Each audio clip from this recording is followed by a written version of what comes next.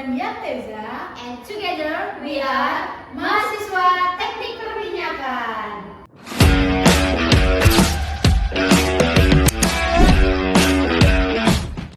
Nah, untuk beberapa waktu ke depan kita bakal nemenin kalian nih buat ngebedah dan membahas mengenai dokumen sakral dari industri hulu migas, yaitu PTK 37 revisi 3 yang membahas mengenai Plan of Development atau POD. Nah, ngomong-ngomong sis, dokumen ini tuh kayak dokumen kayak kitab sucinya teman-teman teknik perminyakan loh. Oh iya kan? Oh gitu. Nah, tadi kan udah disebut ya kalau dokumen POD ini salah satu kitab suci dari teman-teman teknik perminyakan. Kamu tahu nggak sih kayak dokumen POD itu membahas mengenai apa atau enggak, pengertian dari dokumen POD ini apa, kok sampai bisa disebut sebagai kitab sucinya teman-teman teknik perminyakan? Oke Jo. Jadi POD atau Plan of Development itu intinya membahas kayak rencana detail yang dibuat oleh kontraktor kerjasama untuk mengembangkan suatu lapangan migas. Biasanya itu mencakup beberapa aspek, kayak aspek teknis, keekonomian, dan juga aspek safety and environment atau HSE. Oh, berarti dokumen POD ini cukup penting ya mengenai untuk mendasari pengembangan industri migas. Nah, ngomong-ngomong, kan dokumen POD ini penting, berarti punya tujuan dong. Nah, tujuannya tuh apa sih dari dokumen ini? Jadi gini Jo, sebenarnya tujuannya sih ya lumayan simpel sih, tapi ya cukup nantangin juga. Soalnya kan di sini kan kita gimana sih memproduksikan hidrokarbon yang merupakan aset negara kita biar secara optimal, dan kita itu mempertimbangkan dua aspek juga. Yang pertama aspek teknis, gimana itu sumur dan lapangannya itu efisien. Ya, yang kedua itu aspek keekonomian, gimana lapangannya ini bisa menguntungkan negara dan wajar juga buat ke KKS. Jadi intinya Plan of Development ini ya untuk mengubah atau memberi tantangan lah buat sumur eksplorasi ke lapangan produksi buat ya tahu lah ya ngasilin cuan lah apalagi. Nah, berarti kayak negara juga untung, KKS juga untung, yang pada akhirnya menghasilkan money. Dari mana duitnya? Dari mana duitnya? Nah sekarang gantian nih, aku nih yang mau nanyain kamu Jo. Kan kita sebagai sesama mahasiswa teknik perminyakan nih, apalagi kan kita udah semester 7 kan. Bentar lagi udah lulus nih. Mau nanya, kira-kira aspek teknis apa sih yang paling disoroti dan juga valid di dokumen PTK 37 SKK Migas revisi 3 ini itu apa? Nah, sepengetahuan aku yang udah aku baca ya, di dokumen itu ada dua aspek yang paling disoroti. Yang pertama itu ada aspek subsurface atau aspek bawah permukaan yang mencakup mengenai geologi, terus juga ada perhitungan reserve atau cadangan, terus juga ada skema pengurasan dari minyak itu sendiri, dan juga metode apa sih yang digunakan saat pengurasan minyak itu sendiri. Nah, kita kan juga udah tahu ya kalau metode pengurasan itu ada dibagi menjadi tiga tahap. Yang pertama ada primary recovery, ada juga secondary recovery, ada juga tertiary recovery. Nah, itu juga harus dimuat, harus ada ya di dokumen pengajuan POD itu sendiri. Nah, juga data subsurface ini tuh ada minimum ketersediaannya yang harus dimuat di dokumen POD ini. Nah, untuk aspek yang kedua yaitu ada aspek surface atau fasilitas produksi. Nah, untuk aspek surface ini mencakup mengenai infrastruktur, terus juga platformnya kayak apa, pipanya kayak apa, terus juga industri atau pabrik pengolahan minyaknya ini seperti apa. Terus juga ada peralatan-peralatan yang juga seperti apa, kayak kompresor, pompa, dan yang lain-lain. Kayak gitu. Itu sepembacaan aku yang pernah aku baca di dokumen ini ya. Oke. Kalau ini sih aku setuju juga sama pendapatmu Jo. Soalnya kan data-data subsurface ini kan yang jadi kita pembahasan kita di dokumen ini. Kebetulan nih yang aku baca di dokumen ini tuh ada yang namanya istilah metode multi skenario. Jadi kalau menurut pendapatku metode ini tuh kan digunakan untuk menentukan ketidakpastian, untuk menemukan suatu cadangan. Soalnya kita juga kan nggak punya tuh yang namanya mesin X-ray buat ngelihat keadaan dalam bumi di bumi lah. Jadi menurutku sih penting banget. Oke, tadi kan udah dibahas ya mengenai ketidakpastian cadangan yang kita nggak bisa mengestimasikan berapa banyak cadangan yang ada di dalam bumi. Nah, terus juga tadi kan ada skenario-skenario yang bakalan dibuat. Nah, skenario yang kayak apa sih yang bakalan dibuat untuk mengestimasi cadangan tersebut yang nggak pasti itu tadi? Untuk skenario-nya sih sebenarnya ada 3 skenario buat kita nentuin peluang gitu adanya hidrokarbon. Yang pertama itu ada low estimate. Biasanya itu kisaran kurang dari 90%. Biasanya skenario ini sih sering disebut kurang lah. Atau tapi masih realistis. Soalnya tuh kayak kurang dari 90% kita itu masih yakin adanya minimal cadangan hidrokarbon. Yang kedua itu ada best estimate. Kisaran antara kurang dari 50%. Tapi ini tuh yang paling realistis dan biasanya itu kita gunain buat best case. Nah, yang terakhir itu ada skenario high estimate dengan kisarannya itu kurang dari 10%. Nah, angka ini tuh merepresentasikan cadangan hidrokarbonnya itu maksimal. Jadi intinya dari kita itu ya harus siap sama ketiga skenario itu biar POD kita itu tahan banting lah. Jadi kayak meskipun dalam keadaan low maupun high gitu sih kalau menurut pendapatku. Oke.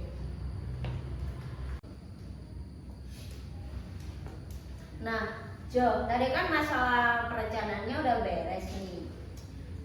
Kalau POD kita nih udah disetujui sama pihak SK Migasnya, berarti kan kerjaan kita udah beres nih. Atau apa masih ada lagi kah PR-nya? Nah, belum beres sih. Karena apa? Karena di tahap ini tuh, di titik ini tuh the real work begins. Karena apa? Di titik itu ada yang namanya monitoring POD. Nah, monitoring POD ini biasanya dilakukan secara berkala oleh SKK Migas dan juga kontraktor kerjasama atau KKKS itu sendiri. Gitu. Bentar Jo, juga mau nanya nih, tujuan monitoringnya tuh kayak gimana sih? Nah, jadi monitoring POD itu punya 2 tujuan ya. Yang pertama ada evaluasi dan juga rekomendasi.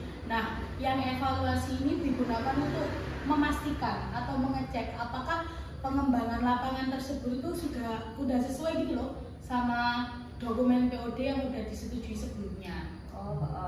Terus yang rekomendasi ini kayak misal di tengah-tengah jalan pengembangan lapangan ini ya ada data baru atau juga realisasi yang melenceng dari rencana. Nah, dari pihak kontraktor ini bisa loh ngasih kayak rekomendasi alternatif untuk perubahan skenario pengembangan ini tadi. Berarti boleh ya? Boleh. Tengah-tengah jalan. Boleh, karena kan kita dulu nggak tahu kayak kondisi di bawah permukaan ini kayak apa. Oh, itu ya juga sih. Nah, jadi intinya monitoring POD ini dilakukan untuk mastiin bahwa cadangan migas di bawah permukaan ini tuh udah dikuras seefisien mungkin dan juga memaksimalkan manfaat untuk negara. Jadi selama proses pengembangan lapangan ini tuh kita nggak bisa santai. Karena apa? Kita harus selalu on track dan juga harus selalu siap untuk bikin revisi itu tadi. Berarti harus selalu on track ya? Ya iya dong. Nggak boleh ya namanya. Tapi kamu tahu nggak sih Sis, kalau dokumen POD ini sebenarnya nggak boleh terlalu sering direvisi loh. Oh ya, tahu. Karena apa? Karena kalau misal terlalu sering direvisi kan bakal nunjukin nih kalau perencanaan di awal ini kurang matang. Oh, kurang maksimal ya.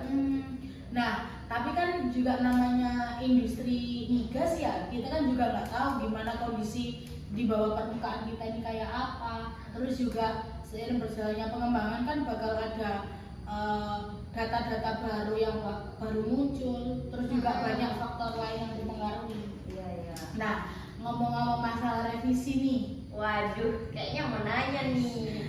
kapan sih revisi itu bisa diajukan? Oh, Kalau menurut kamu? Oke. Pendapatku sih aja bisa sih. Kapan kita ngajuin revisi ya kan? Kalau misal ada beberapa aspek itu yang mempengaruhi dan mempengaruhi proyeknya.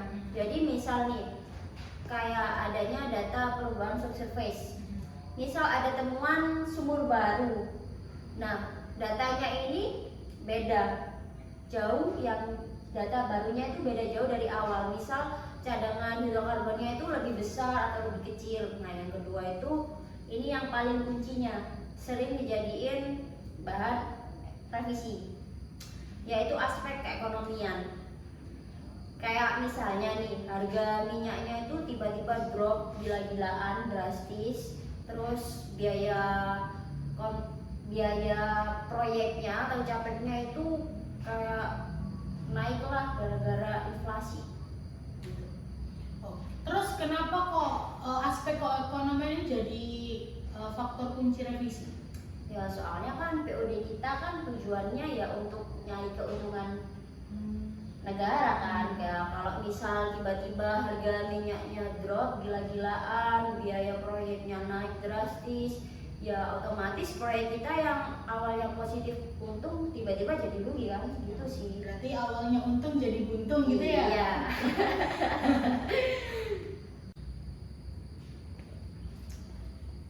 Bentar, ngomong-ngomong soal dokumen P337 nih, dari tadi PK nanya banget.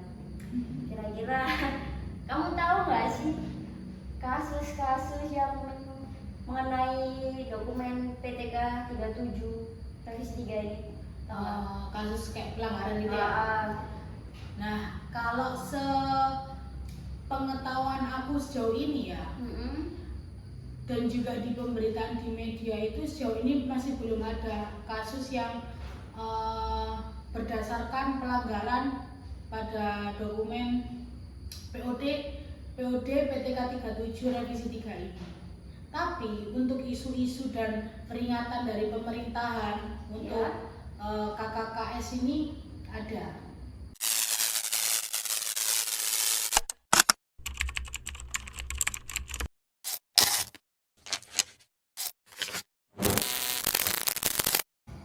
Nah, menurut pendapatku ya Sis ya, berdasarkan pada PTK 37 revisi 3 di bab 4 yang membahas mengenai monitoring POD 1, POD 2 dan seterusnya, dan juga POD 2 dan selanjutnya, serta POP di bagian subbab 1.2 yang membahas mengenai ketentuan monitoring POD dan sejenisnya. Nah, sedikit kronologi yang aku tahu itu ya, awalnya nih di tanggal 7 Juli 2024 itu Kementerian ESDM itu udah pernah sih menegaskan kepada kontraktor-kontraktor ini untuk segera mengusahakan atau mengerjakan blok-blok potensial yang idle. Yang idle ini maksudnya tidak segera diusahakan. Nah, namun jika POD ini nggak dikerjakan selama 2 tahun berturut-turut, blok potensial ini tuh harus dikembalikan ke negara sis, menurut kata dari Kementerian SDM ini. Nah, nantinya blok-blok potensial ini yang udah dikembalikan ke negara bakalan dilelang oleh negara. Dilayang ke siapa? Tentunya ke para kontraktor-kontraktor yang siap untuk mengusahakan dan juga mengerjakan blok-blok potensial ini tadi. Biar apa? Biar nggak rugi dong negara. Ada potensi baru kan harus segera dieksplorasi dan diproduksikan kan. Ya. Tuh. Lanjut ya, di tanggal 21 Mei 2025 ini ternyata Bapak Bahlil menyatakan lagi bahwasannya beliau akan segera mengalihkan proyek-proyek tersebut ke KKKS atau kontraktor yang memang benar-benar siap untuk mengusahakan blok-blok potensial tersebut. Tuh. Oke Jo, berarti dari 10 wilayah kerja ini kan udah pasti kan melanggar aturan dan pastinya dikasih sanksi kan sama SKK Migasnya sendiri atau gimana? Nah, untuk hal tersebut masih belum pasti ya. Yang aku jelaskan tadi kan mengenai pendapatku dan juga berdasarkan pada bab monitoring itu tadi. Berarti masih isu-isu. Nah, itu juga masih isu dan juga belum ada pemberitaan resmi gitu loh di media mengenai 10 wilayah kerja itu tadi udah sampai mana, dan juga belum tahu mengenai udah dilakukan tahap pengalihan KKKS ataupun udah ada di tahap produksi atau masih tetap mangkrak gitu. Wah, nice info banget sih pendapatmu Jo. Aku juga setuju. Jadi teman-teman, intinya POD itu bukan sekedar dokumen, tapi komitmen kita buat ngembangin sebuah lapangan secara optimal dan ya pastinya secara ekonomis lah. BTW minum udah habis nih sis. Iya, berarti Kayaknya kita udah terlalu lama nih bincang-bincangnya Iya. membahas mengenai perihal POD dan juga PTK 37 revisi 3 ini. kayaknya kita cukupin sampai sini aja nggak sih Jo? Bener. Terima kasih untuk teman-teman yang sudah nonton video kita. Terkhususnya Bapak Hasikul Abror selaku dosen pengampu mata kuliah Teknik Gas Bumi. Sekian episode BBM Bincang-Bincang